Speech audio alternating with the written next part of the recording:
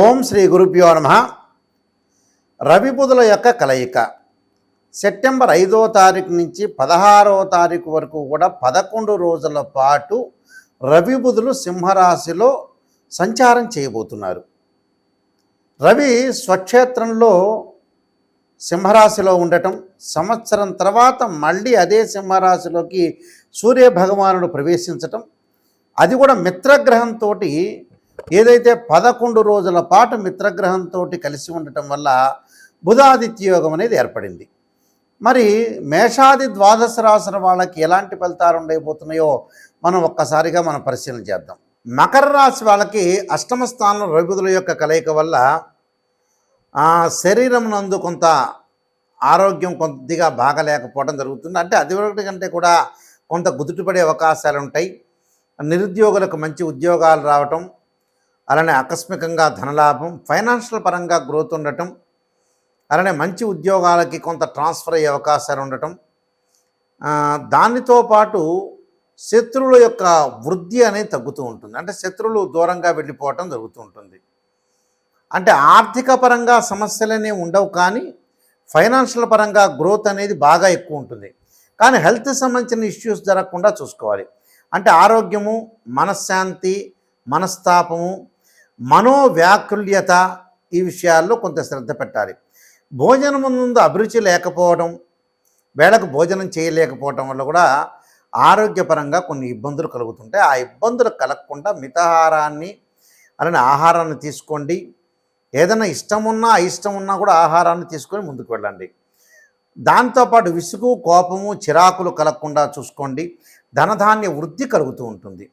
అంటే బంగారు ఆభరణాలు కొనుగోలు చేస్తారు, ఇళ్ళు, ప్లాట్లు, రియల్ ఎస్టేట్ కొనుగోలు చేయటం, భాగస్వామ్య వ్యాపారం అనేది బాగా కలిసి రావటం, ఎమినెంట్ స్కాలర్స్తో ప్రయాణం చేయటము, వృత్తి ఉద్యోగ వ్యాపార రంగాల్లో కూడా కొన్ని చికాకులు కలుగుతున్నా కూడా ముందుకు వెళ్ళే అవకాశం ఉంటుంది. తక్కువగా మాట్లాడటం మంచిది.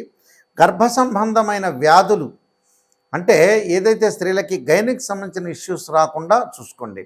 ఒకవేళ ఇప్పటి వరకు ఉన్నాయనుకోండి కూడా ఉంటే కూడా కొంత జాగ్రత్త పడటం చాలా మంచిది. విరోధ భావాలు రాకుండా, ప్రయాణంలో ప్రమాదాలు, ధనలాభము, ఉద్యోగ ప్రయత్నాలతో అనుకూలత, విజయప్రాప్తి, సుఖము, స్త్రీ సౌఖ్యము, మానసికంగా భీతి, రోగములు, సుఖము, మనస్తాపము, అల్ప భోజనం చేస్తుంటారు. అసత్య ప్రచారాలు కూడా వీళ్ళ మీద ఉండే అవకాశం ఉంటుంది. వీళ్ళు కూడా వేరే వాళ్ళ యొక్క అవమానాలని వీళ్ళు తీసుకునే అవకాశాలు ఎక్కువ ఉంటాయి. అంటే అవమానాలు జరగకుండా కొంత కృషి చేయండి.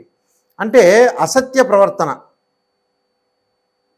అంటే స్థానచలనం, అంటే ధనధాన్య వృద్ధి జరగటం, స్థానచలనం జరుగుతుంది. అంటే ఉద్యోగ ప్రయత్నాల్లో అనుకూలంగా ఉండటం, ప్రతి ప్రయత్నంలో కూడా అనుకూలమైనగా ఉండటమే కాకుండా ఉద్యోగంలో ప్రమోషన్లు రావటం, గృహ మార్పు, ఇళ్ల మార్పులు, ఉద్యోగం మార్పు, వ్యాపార విస్తరణ, వ్యాపారాలు కూడా వివిధ బ్రాంచుల్లో పెట్టే అవకాశం ఉంటుంది. విసుగు, చిరాకు, పరాకులు, కోపాలను కొంత తగ్గించుకోండి. మితంగా మాట్లాడండి, మితభాషగా ఉండండి. ఆహార పట్ల మటుకు కొంత శ్రద్ధ పెట్టండి. గృహ ఉపకరణ వస్తువులు కొనుగోలు చేయటం, వస్తు వాహన ప్రాప్తి కలగటం జరుగుతుంటుంది. అలానే ఏదో రకంగా కొంతమందితోటి, బంధుమిత్రులతోటి చిన్న చిన్న కలహాలు వస్తుంటాయి. ఏదో వాళ్ళు చెప్పింది మీరు రైట్ అని చెప్పండి, లౌకిక భావంతో వెళ్ళండి. అప్పుడు మీ జీవితంలో సక్సెస్ అయ్యే అవకాశాలు ఎక్కువగా ఉంటాయి. సక్సెస్ని ఆస్వాదించండి. అంటే రాజకీయ నాయకులకు కానీ కొంత మనస్తాపం చెందటం, సినీ కార్మికులకి, సినిమా వాళ్ళందరికీ కూడా కొంత అసంతృప్తికరమైన వాతావరణం అనేది ఉంటుంది. కాబట్టి అసంతృప్తి అనేది ఎంతవరకు ప్రాప్తం ఉందో అంతవరకు జరుగుతుందని ఆలోచన చేయండి. తర్వాత రోజుల్లో కొంత మంచి జరిగే అవకాశం ఉంటుంది. కాబట్టి కొంత మానసికంగా ప్రశాంతత ఉండి భగవంతుడి యొక్క ధ్యానం చేయటం వల్ల కూడా మీకు మంచి జరిగే అవకాశం ఒకటి ఉంటుంది. శరీరంలో స్కిన్ సంబంధించిన ఎలర్జీలు, ఉష్ణానికి సంబంధించిన వ్యాధులు, అంటే ఉష్ణ సంబంధమైన వ్యాధులు రాకుండా కొంత చూసుకోండి. బ్యాంకులోంచి డబ్బు తెచ్చేటప్పుడు కానీ, తీసుకునేటప్పుడు కానీ కొంత దొంగతనాలు జరిగే అవకాశం అనేది ఒకటి ఉంటుంది. కాబట్టి డబ్బులు ట్రాన్సాక్షన్ చేయటం కానీ, జీపీఏ కానీ, లేదా ఫోన్పే కానీ ఇలాంటివి చేసేటప్పుడు కూడా కొద్దిగా అప్రమత్తంగా ఉండండి. ఎవరికి వేస్తున్నాం డబ్బులు, ఎవరికి ఇస్తున్నాం, వస్తువులు ఇస్తున్నాం, ఇల్లు భద్రత కూడా చూసుకోండి. ఇంట్లో కూడా అందరూ కూడా భద్రత కూడా చాలా ఇంపార్టెంట్. అంటే అంటే దొంగతనాలు జరగకుండా చూసుకోవడం చాలా మంచిది. నేను చెప్పిన రెమెడీస్ పాటించండి, మీకు మంచి జరుగుతుంది. ఇవన్నీ కూడా గోచారీత్యా చెప్పబడే ఫలితాలు. ముఖ్యంగా గోచారం అనేది ఏంటంటే కొంత పర్సెంటేజ్ మాత్రమే ఉంటుంది, గమనించాలి వీళ్ళందరూ కూడా.